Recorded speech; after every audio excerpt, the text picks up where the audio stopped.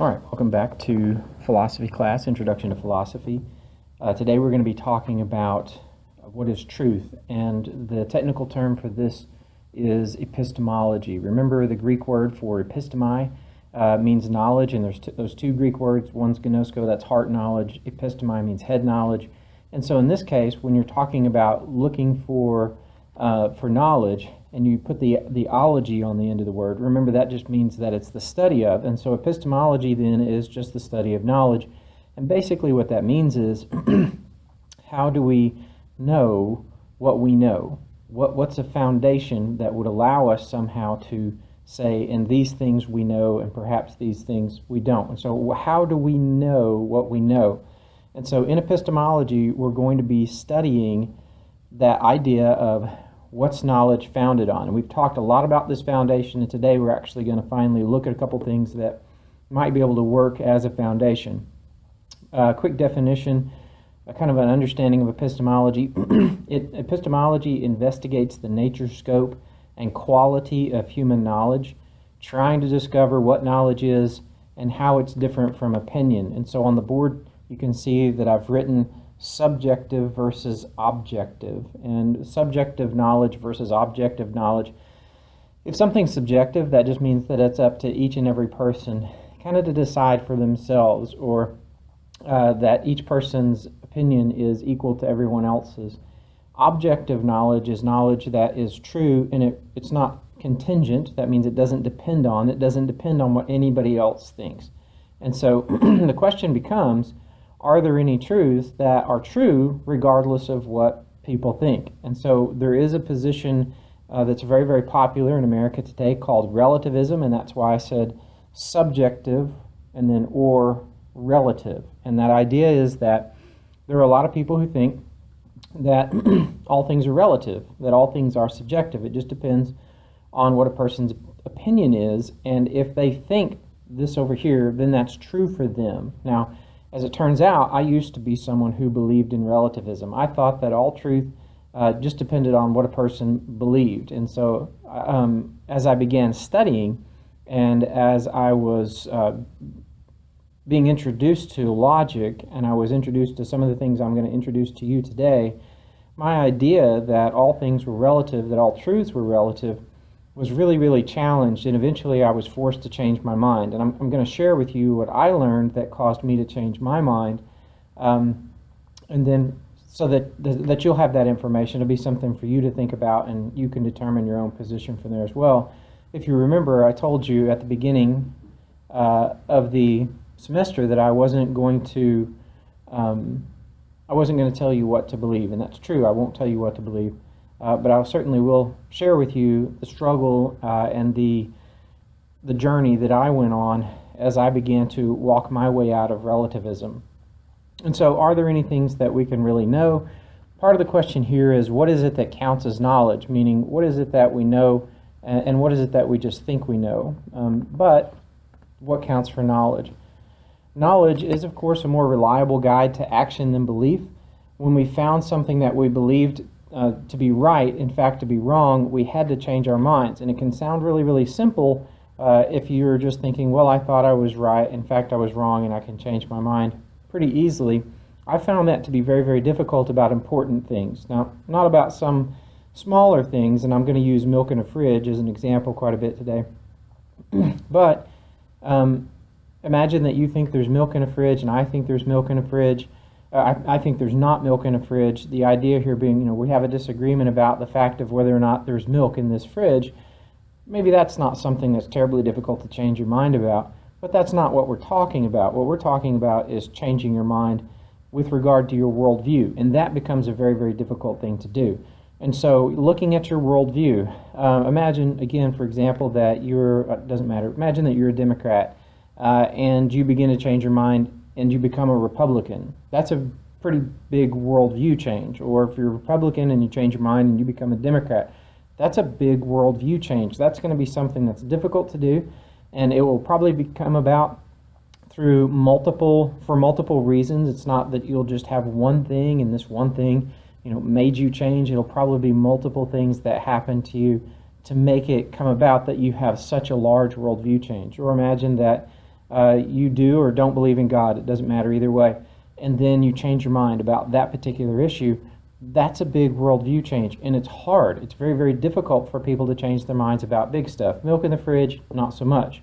Belief in a deity or not believing in a deity, that's a big worldview change, and it's hard to do. It's hard to change your mind once you decide that you are wrong about something. It's very difficult for us to do that, and like I've said before, I've done it multiple times, and I continue to search. My search for truth, my search for that meaning and purpose, and just where I'm going, my direction, all of those things continues throughout life, and I have to continue examining it. And I found that my goals and purposes and what I believe is true, those things have changed multiple times as I've moved through my life. And so, as someone who's been through it, it is a difficult thing to do. And maybe it's something you need to do. I don't know. It depends on your worldview. So, kind of thinking about certainty versus knowledge. Can somebody be certain that they're right? Like really, really sure, totally certain that what they believe is true, and then they actually be wrong, right? A couple of quick examples for that. I think it's pretty easy for most of us to say, yeah, you can be certain about something and in fact be wrong. And in fact, I have been certain about milk in the refrigerator, and it turns out I was wrong about milk, right? And so I thought we had milk, we didn't have milk, and now I have to go to the store. Can't you be certain and still be wrong? What about bigger things? Not milk in the fridge, but in this case, bigger things. If you've ever heard of Jim Jones, he was an occult leader who took a group of individuals under his wing and declared himself to be the mouthpiece of God. And most of these individuals really, really believed in him. Some didn't, but most of the ones who were living in that cult really did believe in him, that he really was the mouthpiece of God. And in fact, they believed him so much, they were so certain, they were so sure, that eventually they're going to drink poison because of their belief, that he tells them that this is something that all of us need to do. We need to commit mass suicide, and I'm the mouthpiece of God, and therefore we should do this. And in this case, they were also wrong. Isn't it possible that they were certain but also wrong? Or if we can take probably the overused example of the Nazis, a lot of the people who followed Hitler were really, really certain that what Hitler was teaching and telling them was true. They were certain. They were so certain that, they started a mass war, they started a mass genocide. They were sure that this was true, and they were wrong. Can't people be certain and be wrong? Well, yeah, certainly that can be the case, and I would also challenge you to examine your own life. Haven't you ever been certain about something and then found that, no, in fact, I was wrong? And it can be something simple like milk in the fridge, but it can also be something really, really big and more worldview changing than just that. It's definitely the case. I would say it's certainly the case that people can be certain and still be wrong. We know that that's the case. Part of the trouble with being certain about something that you believe is true, like the Nazis, I'm going to stick with them because they're very familiar. If your basic truth is that Jews are less valuable than other humans, if that's your basic truth, your basic foundation, it can lead to, in this case, we know it led to disastrous results. And that's going to be true for lots of different things, lots of different beliefs. If you have a belief and you discover that it in fact is wrong, what you'll find is that a lot of times an untruth will lead to disastrous actions.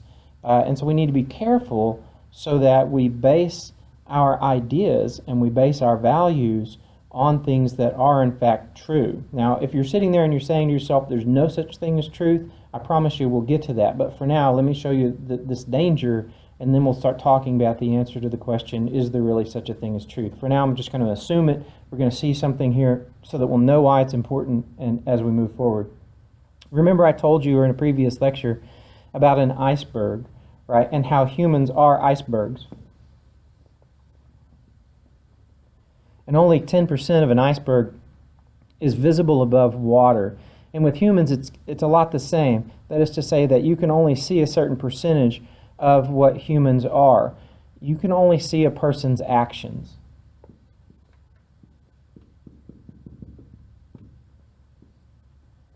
So you can only see a portion of what a human is. You just look at me just walking down the street, you're not going to know exactly who I am. But if you watch me for a while and you see how I behave, then you can begin to understand and know a little bit about who I am and what I'm like. But you'll never be able to see beneath the surface unless I reveal this to you. You won't be able to see anything more than my actions. Now, you might be able to deduce my values based on my actions, but these three things are what humans are basically made of. As an iceberg, we are actions and values. And we all base our values, all of our actions are based on our values. That is to say, what you consider to be valuable determines how you behave.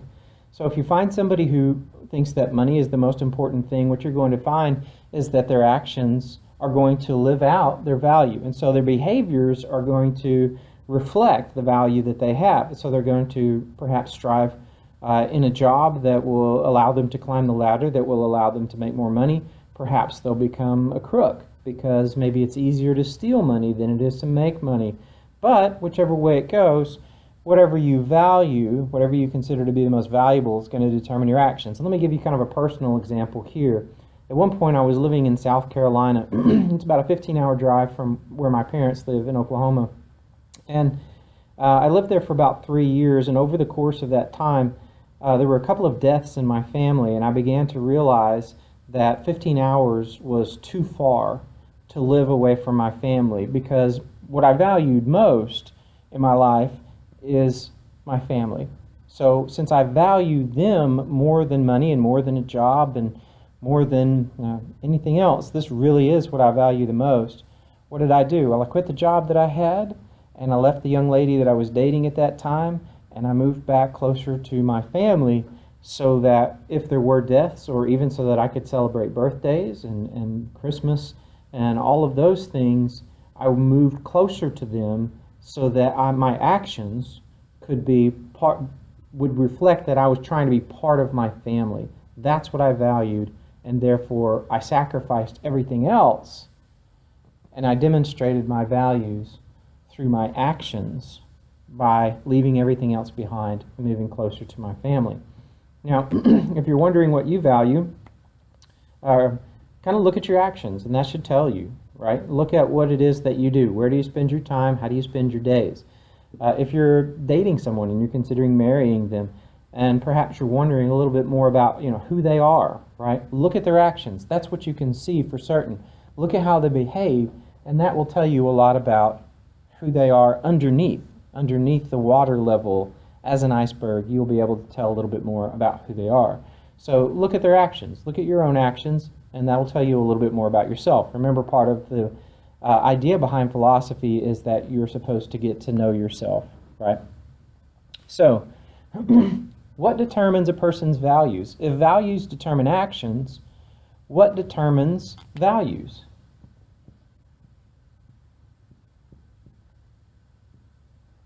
And the answer is truth. It's truth.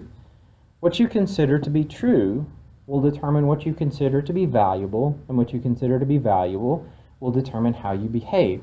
So for the Nazis, one of the truths that they held was that Jews are not as valuable as the rest of humans, and since they're not, that's the truth they held, and since that was a value statement, they said, and therefore we can treat Jews any way we want to.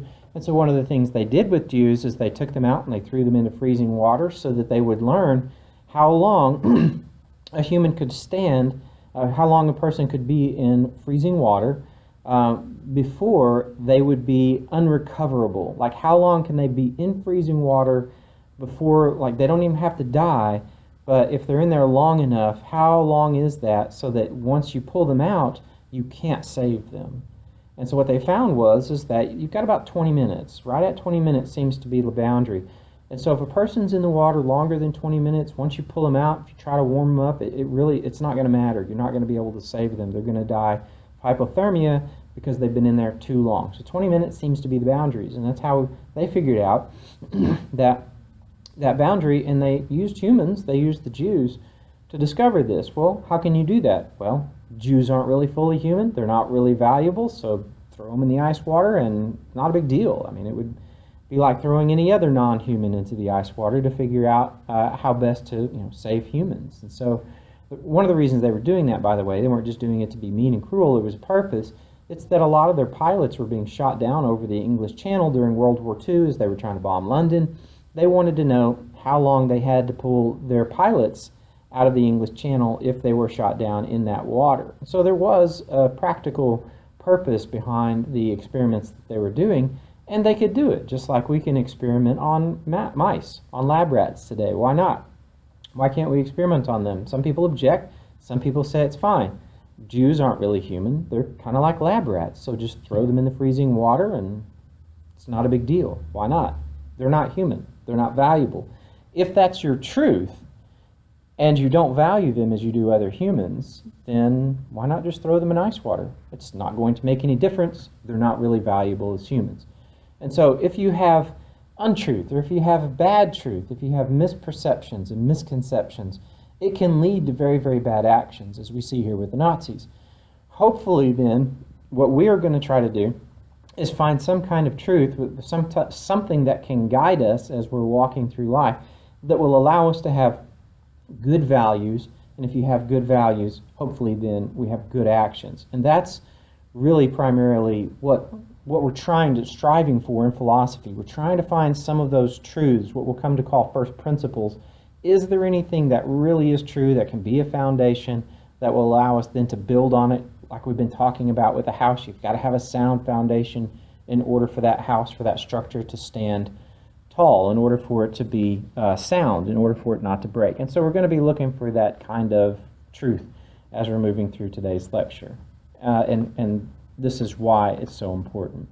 Now, there are many kinds of truths. Now, often my students say, as soon as I get started with this lecture, I can just see the faces and people out there beginning to kind of tune out, turn things off, because they're going to say, well, there's no such thing as truth. I think that some people have been told that. I was told that in this culture, in our culture of relativism and subjectivism. I was told that there's no such thing as truth. But I think I accepted that, and it seemed kind of obvious in a lot of ways, but I never really reflected on it deeply, or really even almost really shallowly. I just really didn't seem to bring that into my mind and really say, can that possibly be correct? And so, in this case, aren't there truths? And the answer is, well, yeah. What do we mean by this idea of truths? And a couple things about what we don't mean. There are a lot of different kinds of truths. For example, there are historical truths. George Washington was the first president of the United States. And anybody who thinks that he wasn't is just mistaken. That is true. And so there are some things that are in fact true. Does it matter if anybody thinks otherwise? And if any other subject, if any other individual says, well, that's just relative, that's just your opinion. No, that's a historical truth. So some things are clearly true. Mathematically, there are truths. 2 + 2 = 4. Now, if you think that's not true, balance your checkbook, take it into the bank, and try to give yourself a couple $1 million, and you'll discover very, very quickly that there are mathematical truths. There are logical truths that as we have seen in previous lectures. So I don't really want to get stuck in that, but some things are logically just the case. There are rules within logic. There are also personal truths. Look at yourself. There are some things about you that just are true. All of us have parents, and so you have parents, and that's true about you. And even if you don't talk to your parents, even if you hate your parents, it really doesn't matter. All of us have parents, and well, that's just true. And so it's not subjective. There are scientific truths, there's theological truths, there's metaphysical truths, there are judicial truths. There's lots of different kinds of truths.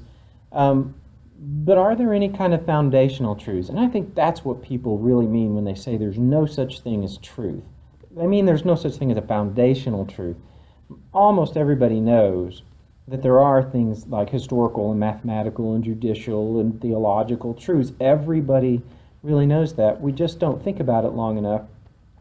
Sometimes when we hear this idea of there's no such thing as truth, we just kind of accept it because it's nice and it sounds good, and we go on. And we'll kind of see that why as we move forward in the lecture. Right. So there are lots of seeming truths, and when confronted with the claim, "Can't you doubt everything? Isn't total skepticism possible?" It's one of the teachings that comes to us from our culture. Probably even for many of you, it comes to you from your family. Isn't truth just how we understand the world and how our experiences have shaped our mind? And since there are so many kinds of truths and so many kinds of experience in our culture and in our country, can anyone even really know truth? I mean, how would you distinguish between one person's opinion and another to really know, and these things might in fact be true? How could you possibly decipher anything? What could be a guide? Now, we've looked at materialism, empiricism and materialism.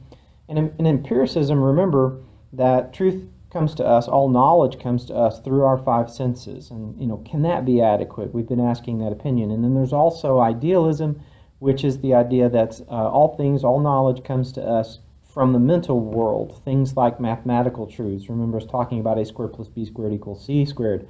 Can there be anything, is there a way that we could even differentiate, or rather, is there a way that we could judge between these two things? Is there something that doesn't necessarily depend on those, but allows somehow that the knowledge that we might get from those things, that we could look at it and we could judge it and we could gauge it and say, these things might be true.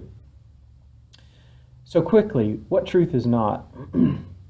Truth is not what works. Just because something works, that doesn't necessarily mean it's true. Now let me give you an example of what that means. Imagine that we have two people, two captains of two different ships that are sailing across the ocean. One of them believes that the earth is flat and the other believes that the earth is a sphere.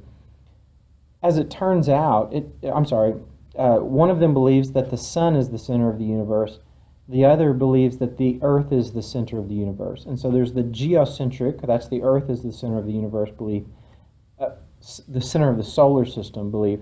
Then there's the heliocentric theory, which is that the sun is the center of the solar system, right? I could screw that up anymore. I don't know how I could, but the geocentric says the earth is the center of the solar system. The heliocentric says that the sun is the center of the solar system. And as it turns out, it doesn't really matter which of those two theories you believe is true. If you're trying to navigate at sea from one port to another port, you could believe either theory and you could still successfully sail from one port to the other. And so now it's known that the sun is the center of the solar system, but if somebody believes that the earth is the center of the solar system and they set out to sail around the world with that particular model in mind, they can do it. It will work. In fact, we know it does work because we've had sea captains that did that before it was understood that the sun was the center of the solar system. Plenty of people navigated at sea with the wrong idea of the earth being the center of the solar system. It worked, but it wasn't true. It wasn't true. And so just because something works, that doesn't mean it's true. It doesn't mean it's right. So that's one thing that truth is not. Another thing that truth is not what coheres. Now, cohere, think of something like a glue, things that stick together. Just because words stick together, or just because some people's stories stick together, that doesn't mean it's true. Just because there's cohesion, just because there's not some type of conflict within a given story, that doesn't necessarily mean it's true. And what does that mean? Okay, imagine that there's a murder outside of a bar, and 4 people are eyewitnesses to that murder. But as it turns out, the 5th person was one of their friends. And so the 4 eyewitnesses, they get together and they make up a story and they blame it on, somebody over here who doesn't exist, trying to protect their friend, the one who committed the murder. And so they might go into police and tell the police a story, and that story might cohere very, very well. It might stick together. It might not have any flaws in it. It might really, truly be complete and cohesive. It might really be like it sounds like it's not, there's no conflicts in there. Just because there aren't any conflicts within the story, that doesn't mean that it's true. It just means that all the different stories are cohering and sticking together. That doesn't make it true. It doesn't mean it's true. All it means is that they've gotten together and made up a story, and it's a story that sounds good, and it's a story that, plays out very, very well because they have, in this case, misrepresented those facts, but they've all misrepresented them in the same way. So the story coheres, but it's not true. Just because statements cohere, that doesn't mean that there is any truth in them. Truth is also not what's comprehensive, and this is a little trickier, but a lot of what we do in the world is we walk around and we're trying to find something that's true about a given scenario. And the scenario that I'm going to use is, imagine that you parked your car, and I almost always do this in front of students, so I'm going to do it as if you're a student on campus. You parked your car in the parking lot, you went to class, and then when you came out of class, you walked up to your car and you found that your window was broken, your iPod was missing, and there was a long scratch down the side of your car. What would you assume? What would be a kind of a comprehensive theory, meaning that what idea would you have that would incorporate all the facts? That's what we mean by comprehensive. And so you have to take into account the broken mirror, the missing iPod, and the long scratch down the side of your car. Well, one comprehensive theory might be that someone broke your window, stole your iPod, and just because, hey, you're an idiot, and they scratched your car. That's comprehensive. That takes care of all of the data. It explains all of the data, and you can just see somebody doing this, can't you? That some crook, some thief is really just not just going to steal, but also just be a jerk, right? I'm not just going to break your window. I'm also going to, I'm going to run that key right down the side of your car as well. It's comprehensive. It covers all of the data. Does that mean it's true? Not necessarily. I mean, it could be the case, and what I always tell my students is that you go and you pull the video footage from the security cameras that are on campus, and what you find out is that, yes, there was a thief, and they came along and they smashed your window and they stole your iPod, but 20 minutes later, there comes your ex, and they're the one that keyed your car. So your first theory was comprehensive. It included all of the data, but that didn't mean it was true. That wasn't what actually happened. So just because something's comprehensive, that doesn't necessarily mean it's true. So we have to have more than just that, well, it's comprehensive, it includes all of the data. This one is, for some people, almost a no-brainer. Sometimes I feel kind of silly for even mentioning it, but I really have to, because there are people who, in some cases, believe this. Truth is also not what feels good. Just because something makes you feel good or makes somebody else feel good, that doesn't mean it's true. It just means that it makes you feel good. And so truth is not dependent on your feelings. If it were, then I wouldn't have students who made bad grades, because almost nobody likes bad grades. And so if that was just the case, that nothing bad can happen, or you can't have any kind of bad feelings, those things are untrue, you couldn't get bad grades. Most of us know that just because something makes someone feel bad, or just because something makes them feel good, it doesn't make it either true or false. Truth just doesn't work in alignment necessarily with our feelings. Now, getting into what the most challenging aspect of this particular lecture, truth is not relative to the person. Now again, I used to believe that this was the case. I used to believe that truth was relative. I used to believe that truth was subjective. And this is going to be the challenge for the majority of you. So I really hope you're going to pay close attention to this particular part, and I expect that we'll have some discussion on this particular issue as well. But truth is not relative to the person. That's not the same thing as what we were talking about in the last slide, where we said that truth is evaluated by a person's feelings. Here, what we're talking about is that just because someone believes something, that doesn't make it true for them. Now, there's a very, very important distinction here. It does not make it true for them. It might make it true to them, but not for them. And there's a massive distinction, and this comes to you because I had two students in one of my classes who were a perfect duet. So I was delivering this lecture, and all throughout the class, the two of them were sitting there, and they were almost hammering their desks. They were like, "That's true to you," or "That's true to me." And I'm looking at them and like saying, you understand that just because you believe something, that does not make it true for you. It might make it true to you. In your mind, you might think it's true. To you, that's true. But for you, that doesn't mean that it's true. It doesn't mean it's true for you. It just means that you seem to perceive it as being true. And there's a very big difference. We went round and round, and they never did get it. Now, at one point later in the semester, the young lady was in class without the young man, and she finally got it. But in that day, in that session, they did not understand that just because something's true to you, it is not necessarily true for you. And we'll see what that means with these examples. Just because a person believes something is wrong, just because a person believes something is true, that doesn't make it true for them. If a person believes that the earth is flat, the earth does not change its shape and become flat for that person. To that person, the earth might be flat. They might believe that the earth is flat. It's true to them, but it is not true for them. It might be true in their mind, but their mind does not change the shape of the earth. Now, if you've got a mind that's powerful enough to change the shape of the earth because you believe it to be whatever shape you believe it to be. And so if you believe that the earth is a cube and somehow the earth really becomes a cube, right, you've got a very powerful mind. You're nothing like the rest of us. You're not a human. You're a God. But if you're a human like the rest of us, your belief does not determine what's true and what's false. You can't do that. Your mind just isn't powerful enough. It might be true to you, but it's not true for you.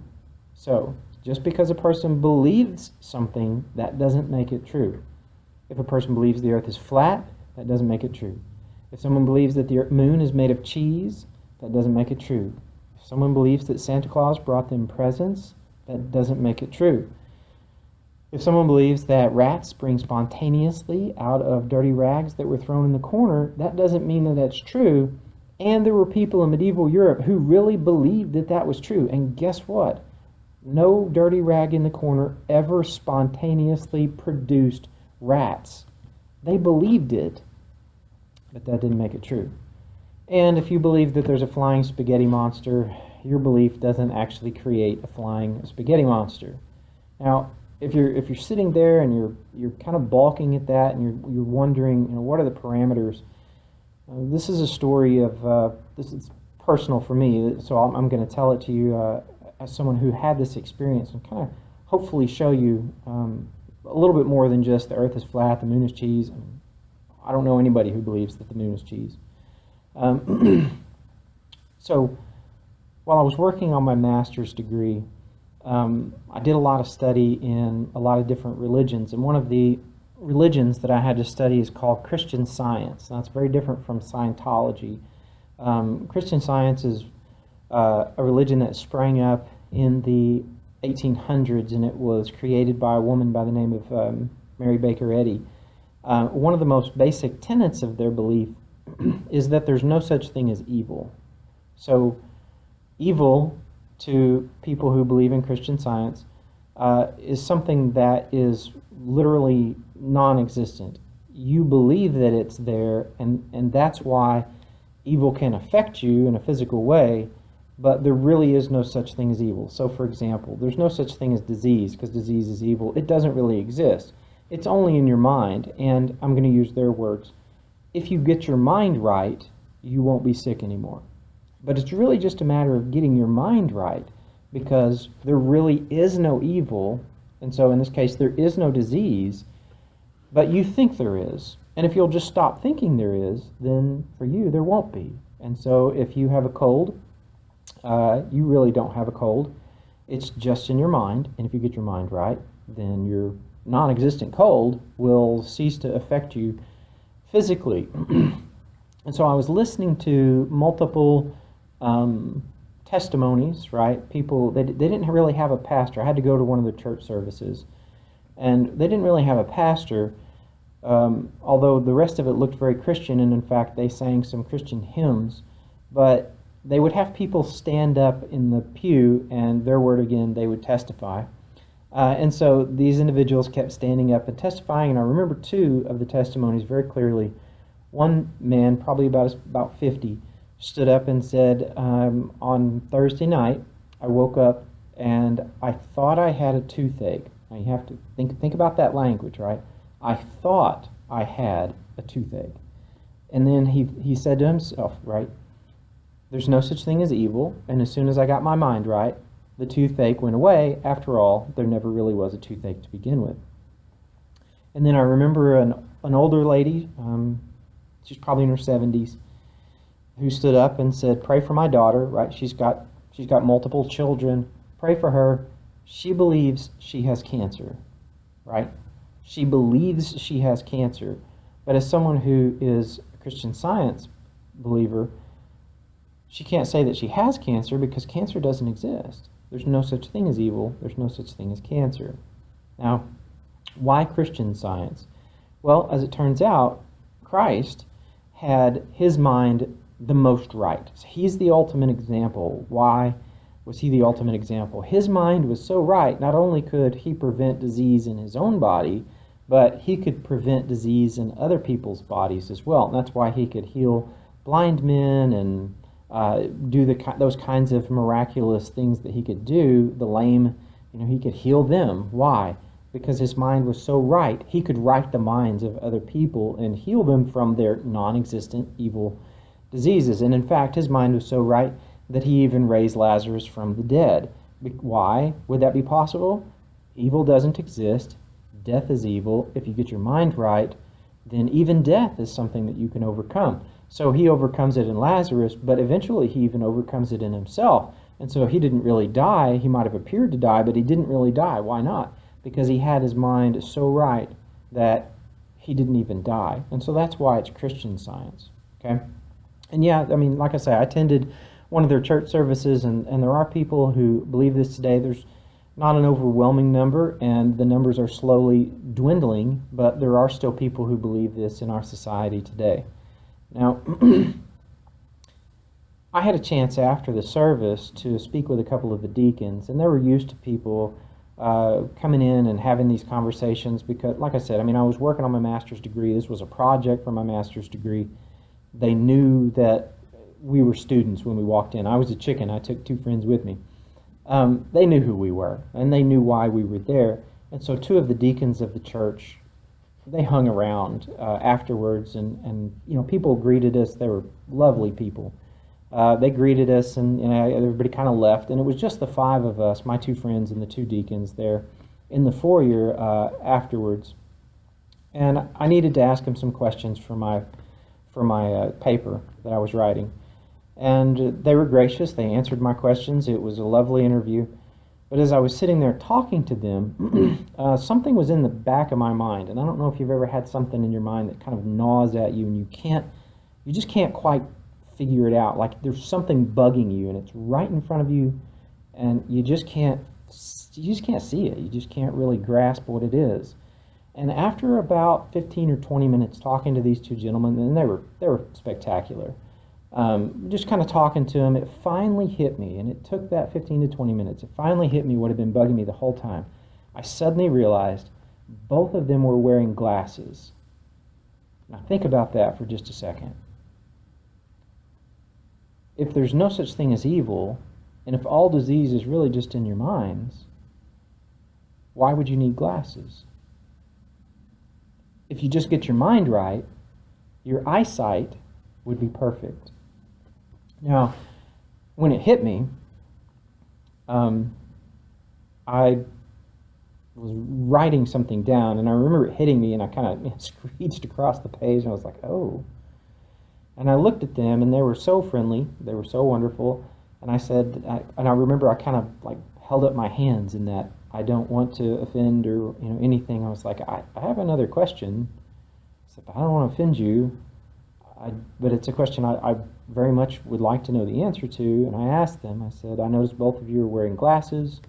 According to your faith, shouldn't that be something that you could take off? And you wouldn't need them because there's no such thing as bad eyesight. And they kind of smiled and nodded, and they said, our faith just isn't big enough. And for me at that time, All right, that was plenty. I said, okay, yeah, thank you. We finished our little interview and our discussion and went on our way. They were very, very gentlemanly. They were incredible people. But their faith just wasn't big enough. If they just could have got their minds right, they don't need the glasses. They could overcome death. They could overcome disease.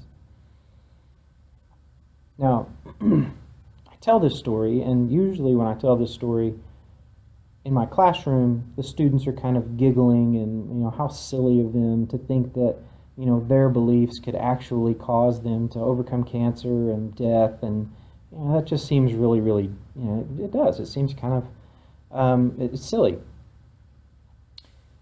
But I always then look back at my students and say, for all of you who are giggling, for all of you who are laughing or shaking your head in disbelief, how could somebody actually believe that? You need to check your own beliefs. Because if you're laughing at these individuals or shaking your head at these individuals who believe that what they believe can in fact change their physical condition and overcome cancer and perhaps even death, if you think what they believe is silly, if you think that since they believe that their beliefs can cause a change in reality, aren't you equally as silly to believe that your beliefs can actually determine how reality works? Yeah. What you believe does not change reality any more than what they believe can change reality. And if it's silly for them to think that their beliefs cause things to be true or not true, then it's silly for you to believe that your beliefs cause things to be true or not true. I had a good dose of logic before I had that experience with them, and so it made it very easy for me to spot. As I was talking to them, I could see that inconsistency that's there within them, and I can see that inconsistency that was there in my old worldview, the worldview of subjectivism and relativism. Just because someone believes it's true for them, that does not mean that it's true for them. Your belief does not determine reality. No one's belief determines reality. That's nothing that our belief is powerful enough to do. That was hard for me. I remember being exposed to something like this, and I'm going to give you the logic in just a minute, but I wanted to give you this part first to get your mind turning and saying, well, maybe some things are not relative. Maybe some things aren't subjective. Maybe there is something to this idea of truth. Maybe it really is true that belief does not determine reality. I'm going to give you this part first so that when I get to the logic, I can kind of start seeing how it plays out. I found if I don't do this part, the warm part first, when I give someone the cold logic, it doesn't make sense to them. So we're about to get to the cold logic. Think about that for yourself for just a minute. If you really think that your belief changes reality, shouldn't you be applauding the Christian Science people because they believe the same thing? It's a difficult challenge for me to face. And in the end, I came to the belief, I came to think that, in fact, no, my belief does not determine reality, which made me question then, well, is relativism really true? Okay.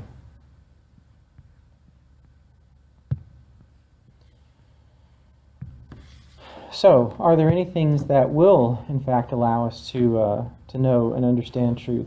Well, there is something, two tests, really, there's two.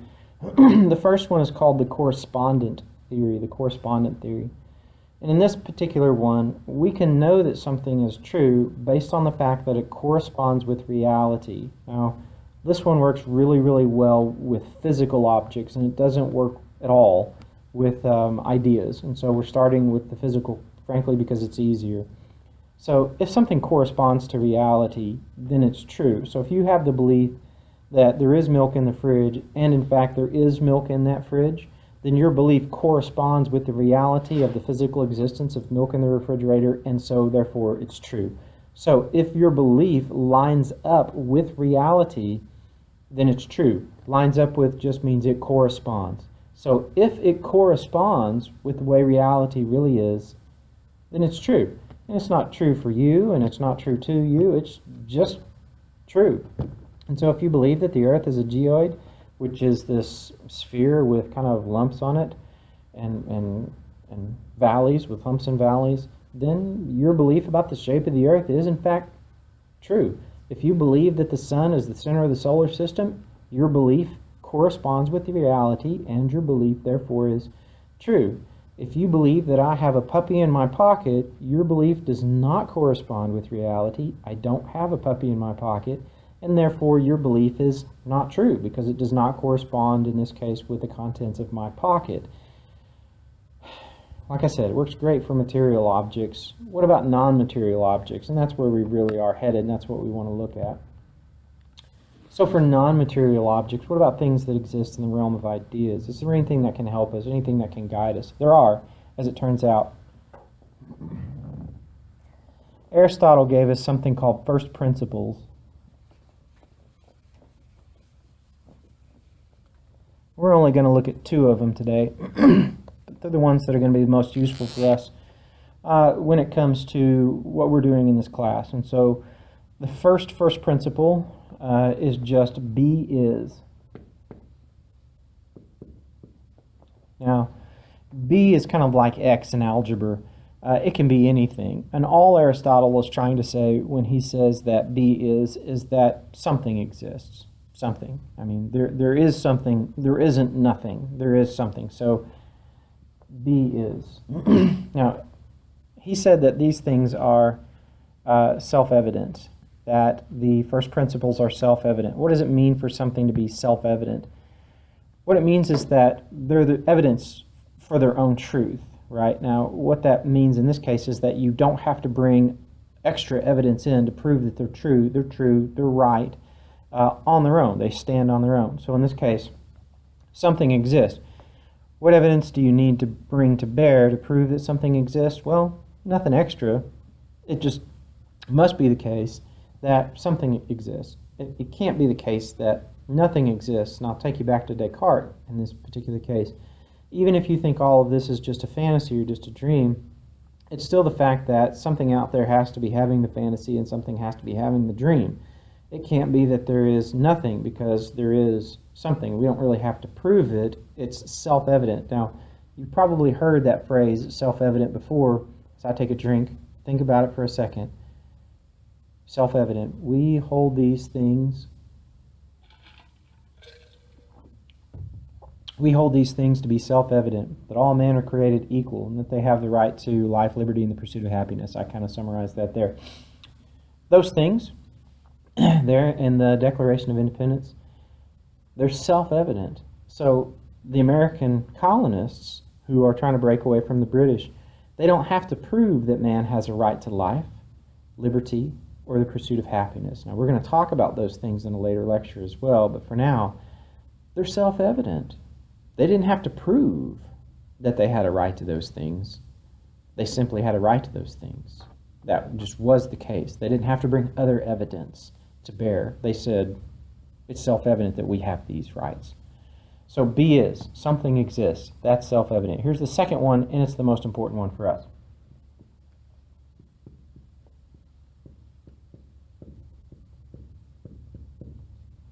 Okay. The second of Aristotle's first principles is B is not non-B. B is not non-B. Now, this is also called the law of non-contradiction, sometimes called the law of contradiction, but I call it the law of non-contradiction. Either one is still the same thing, and I abbreviate it. And so if you're looking through my writings, through my notes or something, and you see this LON, what I mean there is the law of non-contradiction. So B is not non-B. What does that mean? All that really means is that something is not what it is and not what it is at the same time and in the same relationship. I'm sure that clarified it very, very well. So let me put it this way. This marker is not both a marker and an elephant at the same time and in the same relationship. It's a marker. B is, this marker is what it is.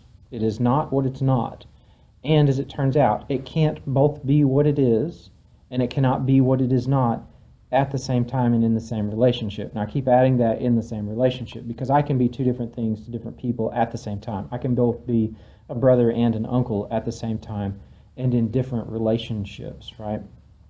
I'm going to lose that at the same time in the same relationship and really just say two things can't both be what they are and what they're not at the same time. You can't have something that is both a table and a fighter plane at the same time. Now, you might have the technological ability to change a table into a fighter plane, and that's pretty remarkable, but now it's a fighter plane, it's not a table anymore. I probably have the technological ability to change a fighter plane into a table. I could probably manage that, but now it's not a fighter plane anymore, it's a table. Now, those are still physical things, and that's somewhat helpful, but it is also useful, and more importantly for us, in the realm of ideas. And so with this law of non-contradiction, with the idea that B is not non-B, what that means is that two truths cannot both be true, a truth cannot both be true and false at the same time. A statement cannot both be true and false at the same time and in the same relationship. So let me add that one back on for now and then simplify it just again. A statement cannot both be true and false at the same time. So, for example, again, back to the fridge with the milk. If you believe there's milk in the fridge and I believe there's not milk in the fridge, we both can't be right. And that's in the realm of ideas. Now, we can go open the fridge and look at the milk, and that'll show which of us is right and which of us is wrong. But in this case, we can't both be right. We can't both be right. Either there's milk in the refrigerator or there's not milk in the refrigerator. But it's not true that for you there is milk and for me there's not milk. That's silly. It's not possible that that's true. You can't walk over there and open it and say, aha, take milk out and really drink it, and me open it and say, aha, see, there is no milk for me to drink, and there really not be any milk there for me to drink. That's impossible. Just because someone believes something to be true or false doesn't make it either true or false. You can't both be right at the same time. That's not possible. A statement of truth or falsity cannot both be true and false at the same time. So let's kind of let's move into something a little bit more, it's black and white. It has to be one way or the other. And I think, honestly, much more important. It cannot be true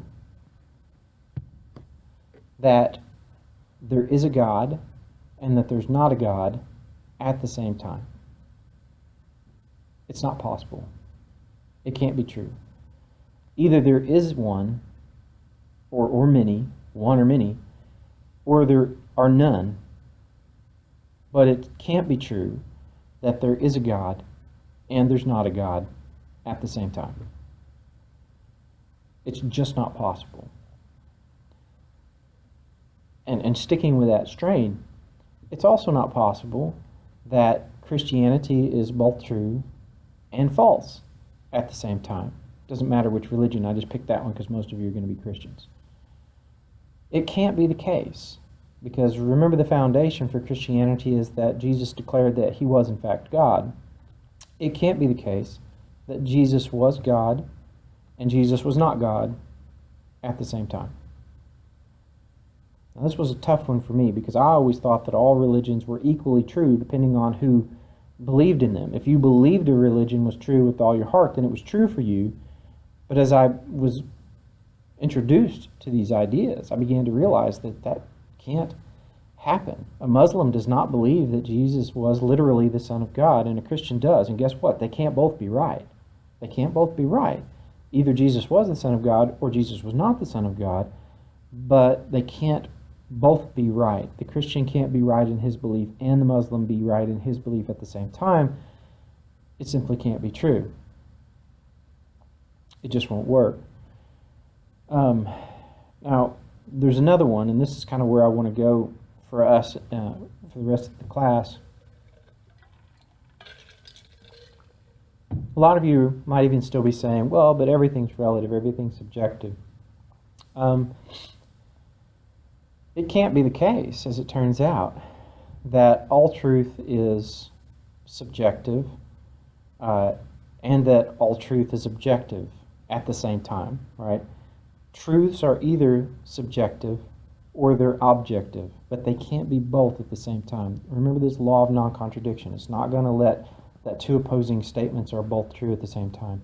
Either there are some truths that are objective, or there are no truths that are objective. This is going to be really, really important for us in just a minute. So either there are some truths that are objective, or there are no truths that are objective. But it can't be true that there are some that are true, and that there are no truths at the same time. That can't be the case.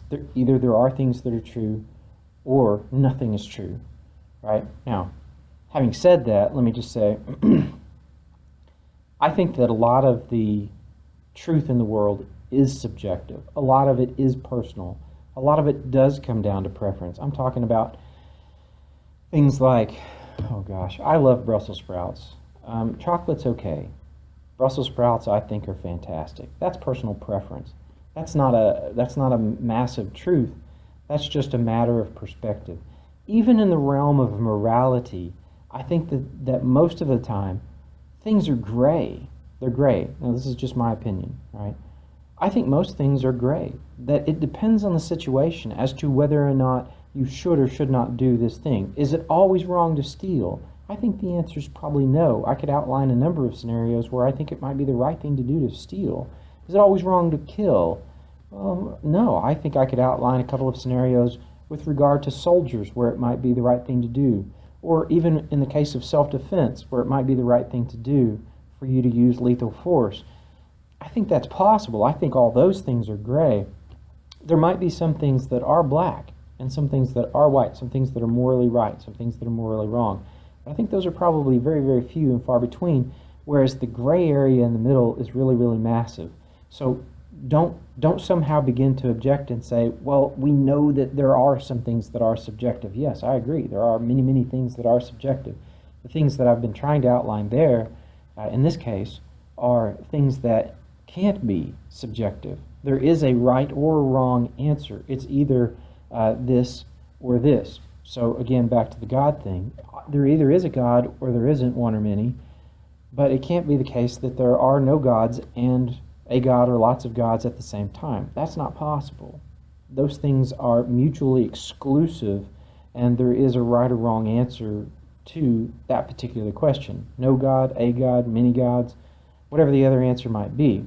One of the things that the law of non-contradiction won't do for us is that it won't tell us which of the other options is true. All it can do is say it can't be that two opposing truths are both at the same time right. That's all it can do. It can't tell us which of the two opposing truths is correct.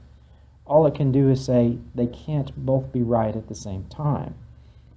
Those are the types of things that we're looking for. That's what we're trying to discover. That's what the law of non-contradiction can do for us. So don't make the mistake of thinking that I'm saying that everything's black and white. I'm not. I don't think that's true, and I don't know anybody who does. What I'm saying is that there are some things that are true, and there are some things that are false, and they can't both be right at the same time. And it doesn't matter what any of us believe. It can't come down to opinion. Now, since the law of non-contradiction holds with those kinds of things, as it turns out, again, back to the idea of morality, there really are some, it really must be the case, that some things, that either there are objective moral truths, or there are no objective moral truths. So it must be the case that there either are some objective moral truths, and that means that they don't depend on your personal opinion or my opinion or the opinion of everyone else in the world. They really just are either right or wrong. Either those things exist or those things do not exist. But it cannot be the case that there are objective moral values and that there are no objective moral values. Those two positions can't be right based on someone's opinion, because reality doesn't change according to our opinion. So it's kind of up to us now to discover if there are objective moral values or if there are not moral objective values. But it can't be that there are both moral objective values and no moral objective values. That can't be the case. Now, one of the challenges that I give to my students at this point in my lectures, I start talking about morality across cultures. And we haven't really gotten to the moral portion of this, but we're leading up to it. Like, we're beginning to move away from what does it mean to be human, and we're headed towards how should humans behave. And so this is us warming up for morality. And so that's kind of why I'm doing this section here and now. Because the law of non-contradiction is fresh in your mind, so I want to use it as we begin talking about morality. When it comes to humanity, if you study humanity and you study the laws that humans have created as long as we've had writing, what you'll find is that there are some great differences in those laws, but you'll find that a lot of the meat and potatoes, a lot of the foundations are basically the same. Almost all the laws have this idea of don't murder, don't steal, don't cause harm within your community, like don't disrupt your community, don't disrupt your family. Respect your parents is almost always in some way in there. Lots of these really basic, foundational, core concepts are repetitive. We see them over and over and over within all humanity. Even the idea of not taking another man's wife. Now, I know a little bit about the Eskimo culture, and in this case I know that the Eskimos used to, say you got two Eskimo guys and an Eskimo wife. If one guy has a rifle and the other guy's got a wife, and the wife's okay with it, like she'd rather be with the other guy, they can swap the rifle for the wife. Again, the wife has to say yes to it as well. So as long as there's some kind of triangular agreement with it, you can trade a wife for a rifle, and this family now goes on its way, and this guy and the rifle go on their way. And that was perfectly acceptable in their culture. But what wasn't acceptable was that you just take anyone's wife that you want. So within the Eskimo culture, there's even this idea that you can't just have any wife that you want. You can't just have any woman that you want. There are some type of moral boundaries that are part of this as well. That's not to say that all cultures have always agreed with all of these positions. Obviously, we know that the Aztecs often would take humans and sacrifice them. And as it turns out, and we're learning more and more about history, we find that human sacrifice is really pretty common throughout history. But what you'll find even in those cultures is you'll find that there were dissenters. There were people who said, no, this isn't the way we should do it. And you're also going to discover within that most of them weren't taking and killing their own. They were taking and killing people that they had conquered in battle. Now, there are some exceptions to that.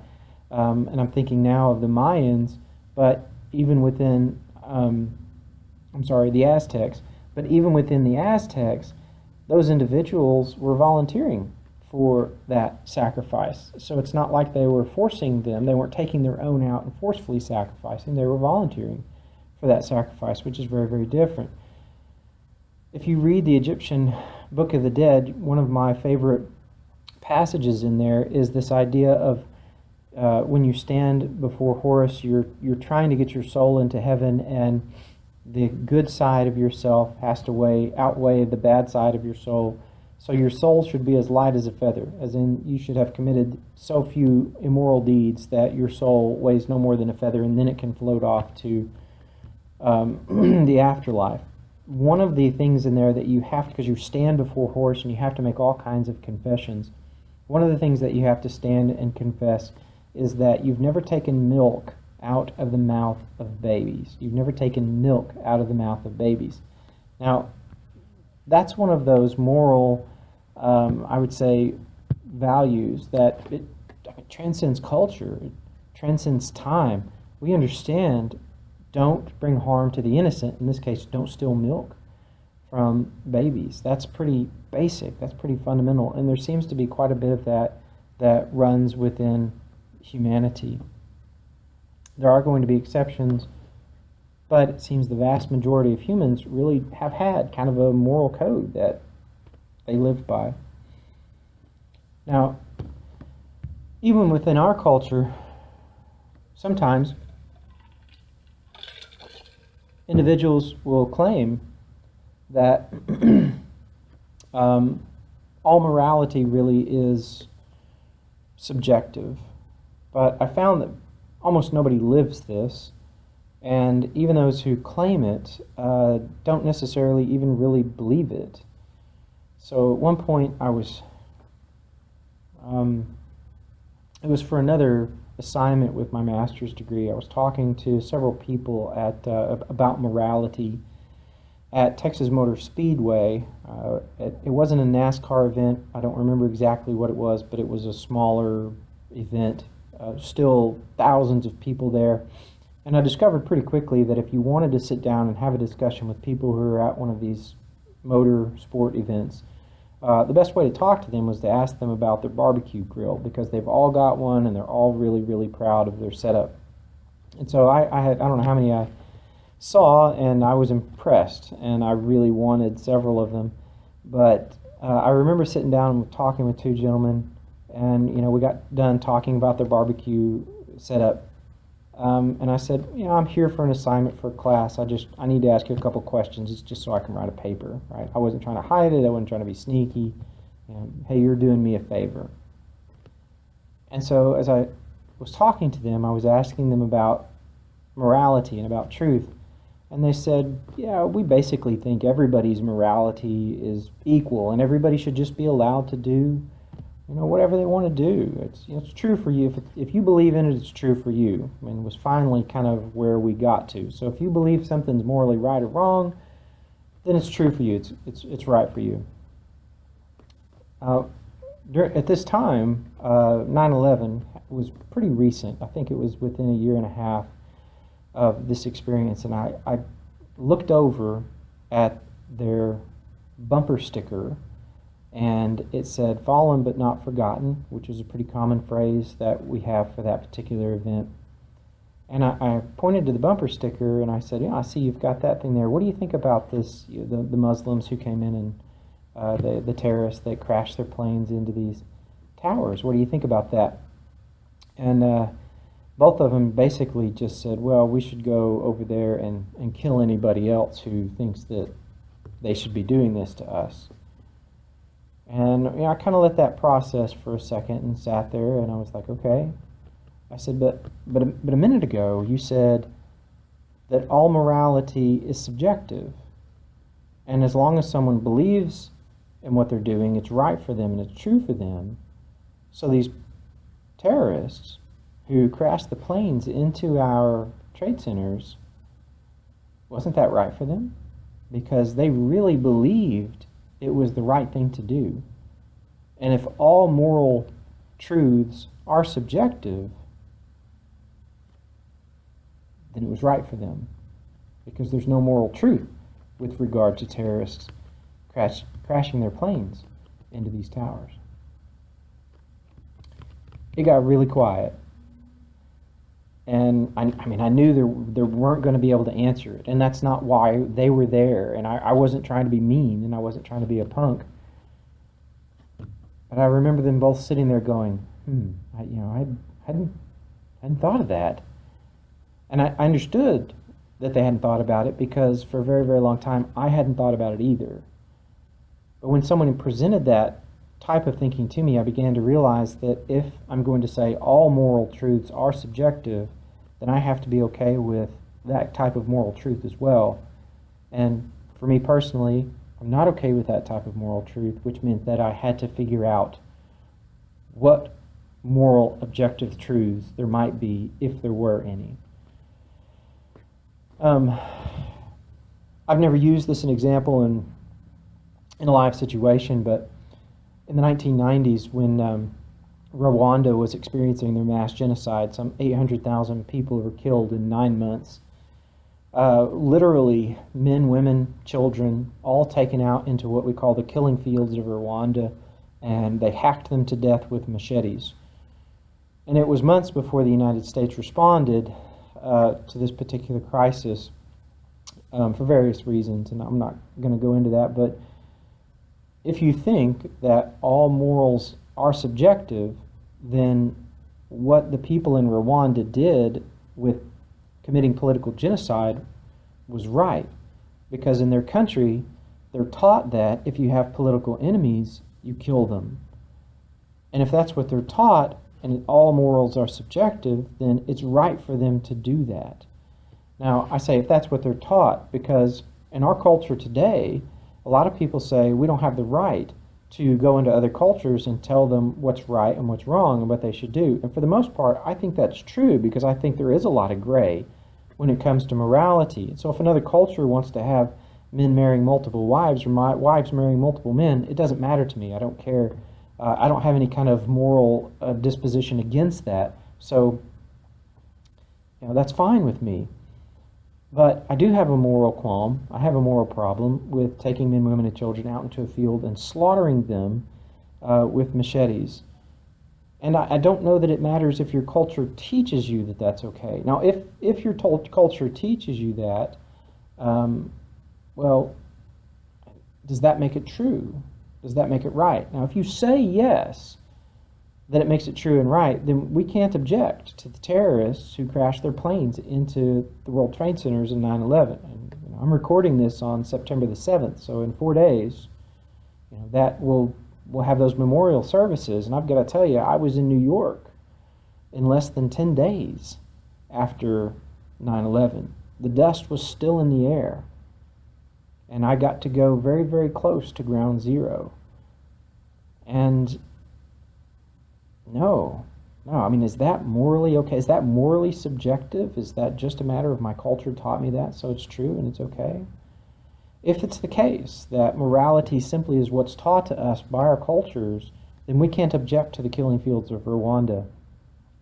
And in fact, not only can we not object to those particular events taking place, and this is really the hard part, if you really believe that culture determines morality, not only can you not object to those events, you should be applauding those individuals for doing what they've done. Because, ladies and gentlemen, it cannot be an easy thing to point an airplane, knowing that you're going to kill yourself, to point an airplane at a tower and fly it into it.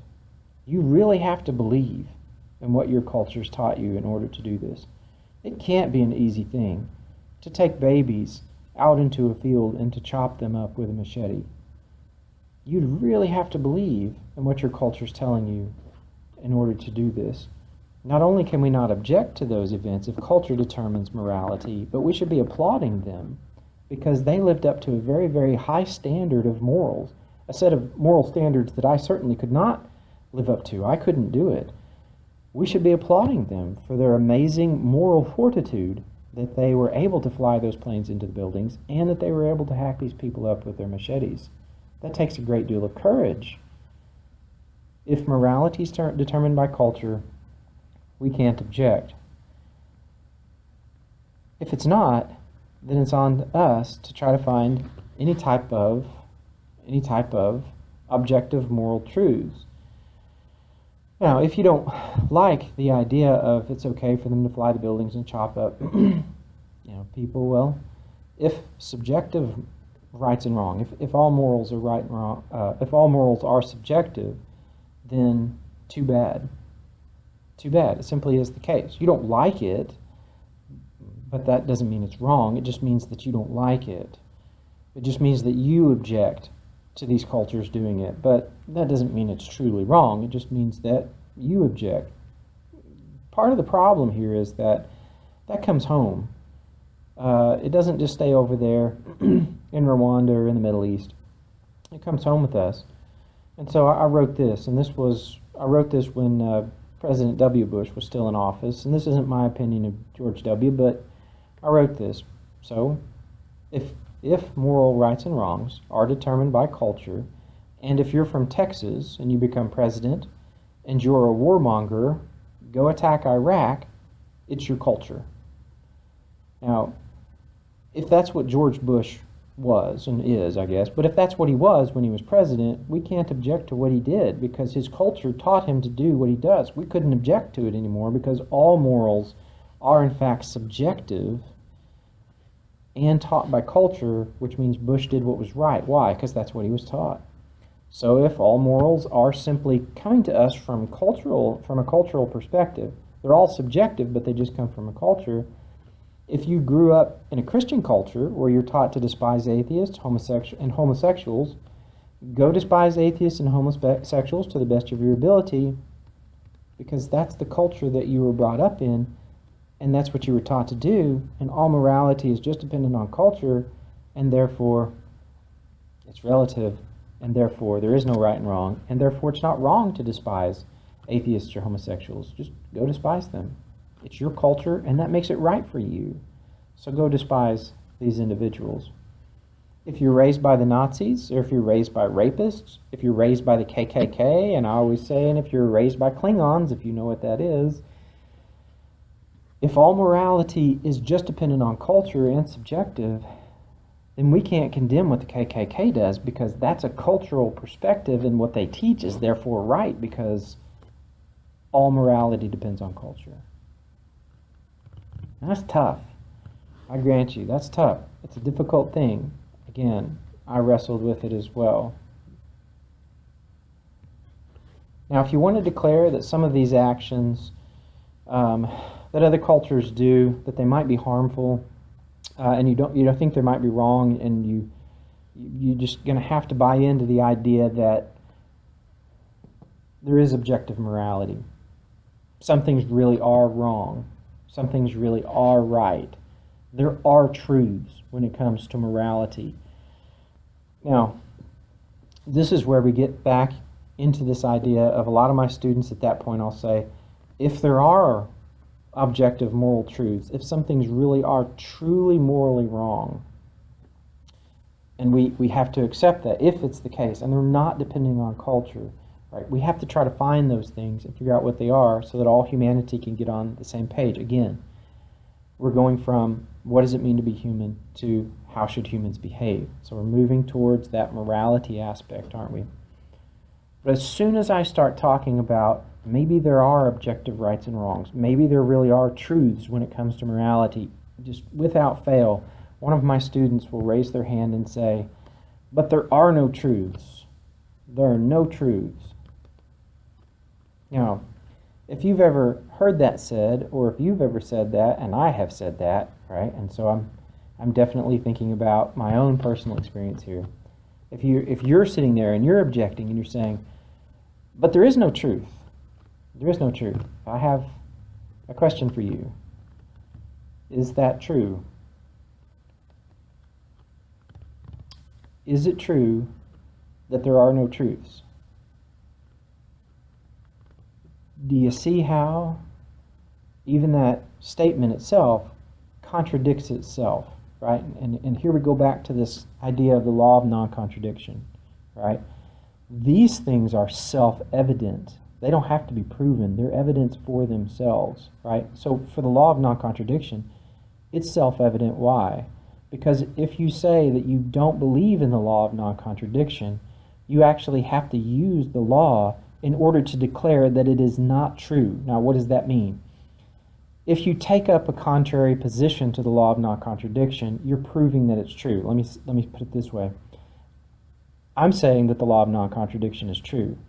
If you say the law of non-contradiction is not true, what you're saying is that we can't both be right, which is precisely what the law of non-contradiction is saying. It says that two opposing statements, ours in this case, can't both be right. So in order to prove that this is wrong, you have to use it. And if you have to use the thing that you're trying to disprove, you're not disproving it, you're proving its power, you're proving its strength.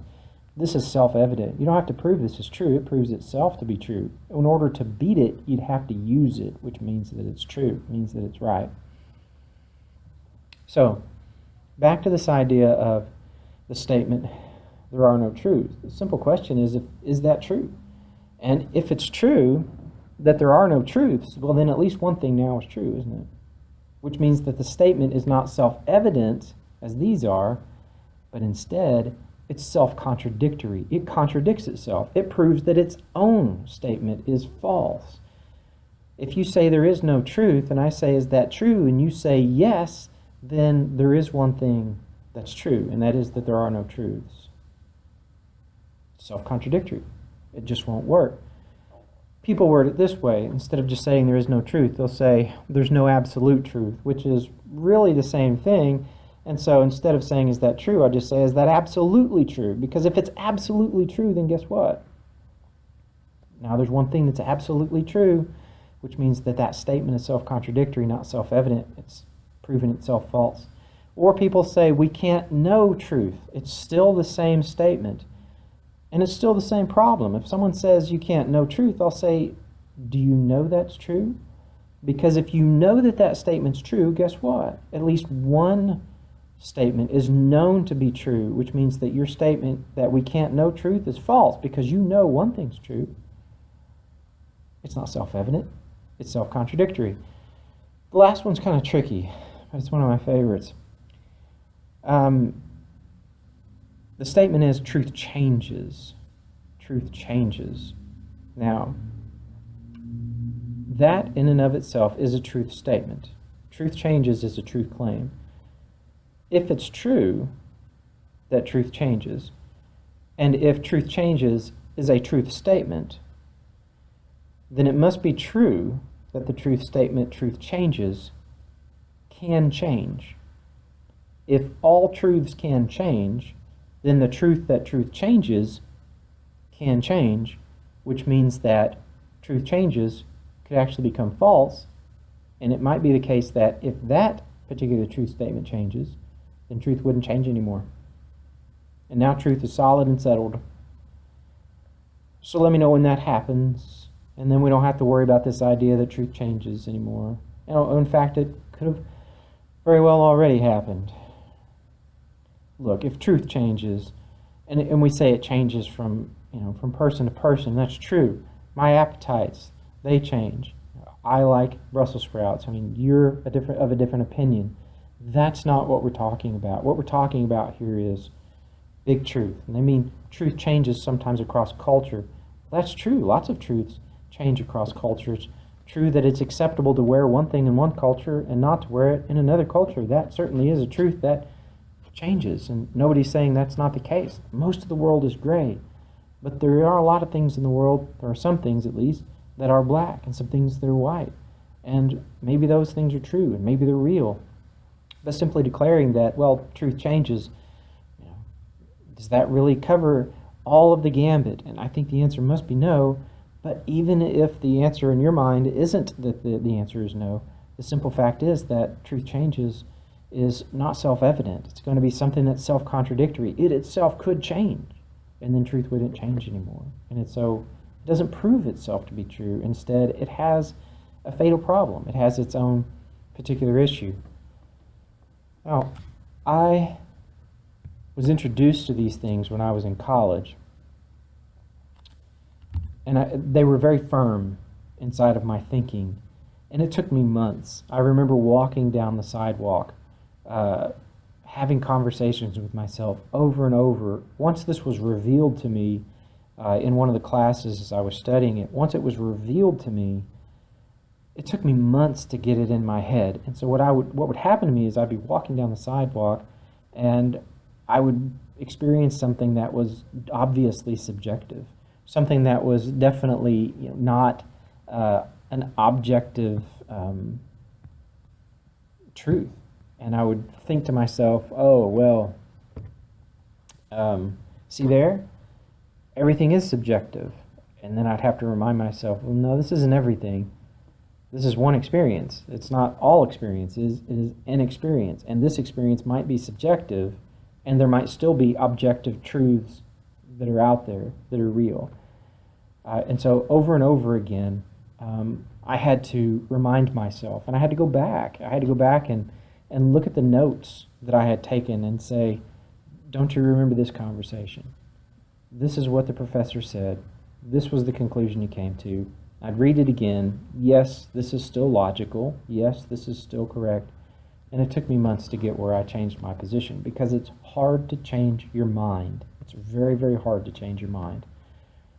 Now, if you've seen something today and you want to change your mind, great. If you've seen something today and you don't want to change your mind, also great. It's up to you. I'm telling you about the experiences that I had. I'm telling you about the logic. I'm telling you about the consequences of subjective morality or subjective truths. This is where you're at. So when you accept a worldview, you have to take the good and the bad. And I looked at subjectivism, and I looked at relativism, and I said, I can't accept the consequences. I can't accept the illogical position that I would have to stand in in order to believe in those things. And so I changed my mind. You don't have to do it, but in this case, that was the experience that I had. Another of the difficulties of relativism when it comes to morality is that in our day and time, we talk a lot about progressive morality. That is to say that we're progressing, we're getting better, and we're getting better, and we're getting better. When it comes to relativism, there can't be any such thing as progress. You can't be making progress. All you can be doing is moving. So a culture might be morally in motion, but it's not making more progress. And why not? Think of it this way. When somebody makes progress, I'm just going to say in a football game, there's a goal out there, meaning that there's a destination, and if we reach here, we will have accomplished, we've moved the football to the end zone. If everything's relative, then all morals are equal. And so whether you embrace slavery or reject slavery makes no difference. If all morality is relative, depending on a person's opinion, if it's all subjective, then you can't make progress. All you can do is say that we're headed towards this group of persons' ideals. This group of people say no to slavery, and we're headed in that direction. But that's just their opinion. It's subjective. It's not really true. It's just the fact of that the majority of people like it at that time, and they're moving in that direction. Now, I don't believe that about slavery. I think slavery is morally wrong. But if all morality is subjective, that means that the slave question, having slaves, the moral question of having slaves, it's just a matter of opinion as to whether or not it's right or wrong. It's subjective. It's relative to a time or a culture or a group of individuals. And so a group of individuals who don't own slaves and a group of individuals who do own slaves are morally equal because all morality is subjective and relative. And so relativism can never have a goalpost. You can never really have a goal that allows that, we're making progress. All you can say is we're moving in this direction. And if we turn around tomorrow and start moving in the other direction, that's equally as good, because there is no good or bad. It's just a matter of opinion. And so you can't say we're getting better or we're getting worse.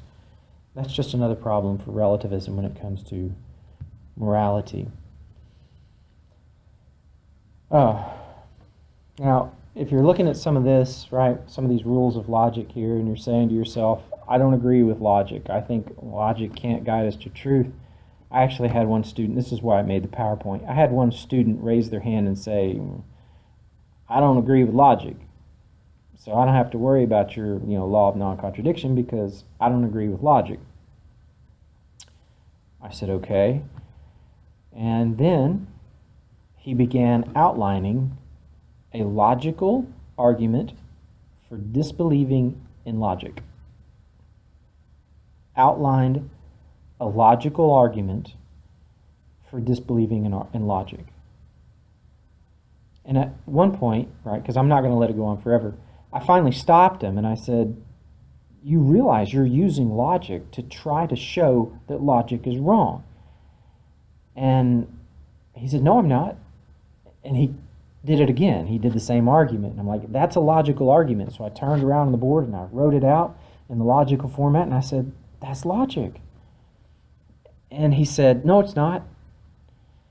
And so finally, after, I don't remember how long it was, but after a while, all the rest of the class is, dying. Oh my gosh, it's logic, man. You're trying to disprove, you're using the thing you're trying to disprove.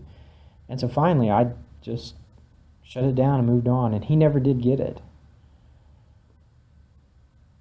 If you don't agree with logic, I'll trust that you're not going to try to outline some logical reason as to why you shouldn't use logic. If you're going to agree with logic, then you should at least contemplate some of the things that we've been talking about here. And so when it comes to what we've seen here today, hopefully something that you're going to be able to wrestle with.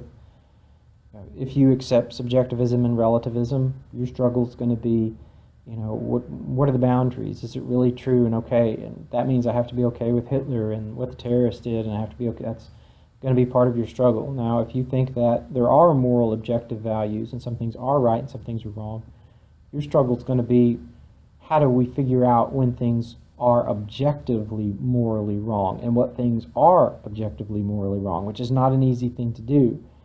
What you're going to do is you're going to run into that gray wall all the time. And you're going to really, really have to struggle with, how do I know when something is morally just wrong? And it's wrong, and it's always wrong, no matter what people's opinion is. And you're going to have to figure out a way to begin to try to determine that. Now, when we get to ethics, when we get to that section on ethics, we'll certainly talk about trying to find a foundation for morality, but that's going to be your struggle. Neither side's without their struggle. The question is, which struggle are you willing to accept? Are you willing to accept the subjective, that there's no such thing as right and wrong, that there are no truths, not just moral truths, but in this case, that there are no truths at all? Or are you going to say, yeah, there probably are some things that are in fact true, things like shape of the earth, milk in the fridge, or even perhaps, again, moving back into morality, slavery or genocide, or both sides have a struggle. That's just the nature of the game that we have here on our planet with our human existence. Both sides are going to have strengths, both sides are going to have weaknesses, both sides are going to have a struggle. But the question is, which struggle are you willing to accept? Finally, and this here just a quote from Winston Churchill, just to end, something that I remember seeing and it really struck home with me. So then quickly with Churchill, he said, "Men occasionally stumble over the truth, but most of them pick themselves up and hurry off as if nothing had ever happened." And the mental picture I always get of this is, if you've ever fallen down in a public place, like you're walking to class or something and you trip on the sidewalk and you really just, splatter and your books go everywhere, and then you stand up and you start looking around, like trying to see if anybody see me, right? And you're picking up your books and you're dusting yourself off, and boy, I just want to make sure that, for me, it was the case that I stumbled over this truth. Right? I was presented with these things that I presented to you, stumbled over these truths. It took me a long time to really adopt them and then adapt them into my mentality. I understand the struggle, and so certainly if you find these things to be true and then you want to begin that struggle as well, I wish you the best of luck, because it is very, very difficult to change your mind.